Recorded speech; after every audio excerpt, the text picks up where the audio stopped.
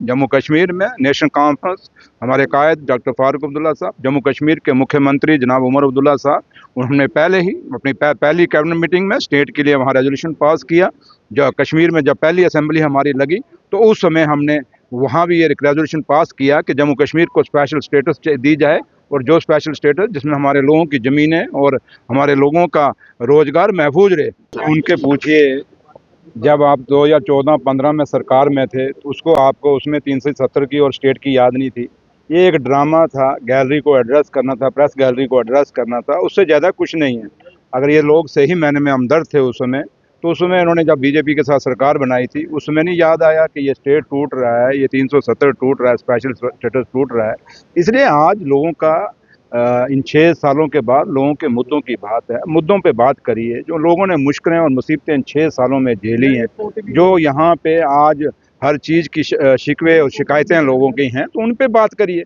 लोगों के मुद्दों पे आप बात नहीं कर रहे, सिर्फ आप प्रेस गैलरी को एड्रेस करके वो उनको दिखाने के लिए, ताकि हमारा फोटो आ जाए और सुबह अखबारों में आ जाए और जम्मू कश्मीर के लोग देखें जी भाई हमारी बात जो है तो स्टेट की बात और 370 की बात की है।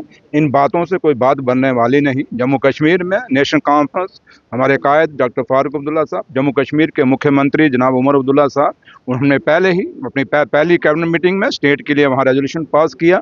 जो कश्मीर में जब पहली असेंबली हमारी लगी तो उस समय हमने वहाँ भी ये रेजोल्यूशन पास किया कि जम्मू कश्मीर को स्पेशल स्टेटस दी जाए, और जो स्पेशल स्टेटस जिसमें हमारे लोगों की ज़मीनें और हमारे लोगों का रोज़गार महफूज रहे। और इसके लिए प्रधानमंत्री साहब ने भी और ऑनरेबल होम मिनिस्टर साहब जो हैं हिंदुस्तान के, उन्होंने भी वादा किया हुआ है कि जैसे हालात ठीक होते हैं, अब हालात ठीक हैं और उम्मीद करते हैं कि जो हालात ठीक हैं, अब इलेक्शन हो गया है, लोगों की चुनी हुई सरकार है, और उम्मीद करते हैं कि अब जल्दी से जल्दी जम्मू कश्मीर को स्टेट देंगे और लोगों के, हमारे जो लोगों की ज़मीनें और रोज़गार हैं बच्चों का, उनको रिजेक्ट हुआ नहीं हुआ है सर? स्पेशल स्टेटस रिजेक्ट हुआ अभी या नहीं हुआ है सर? कहाँ रिजेक्ट हुआ? वो आज भी स्टैंड है हमारा।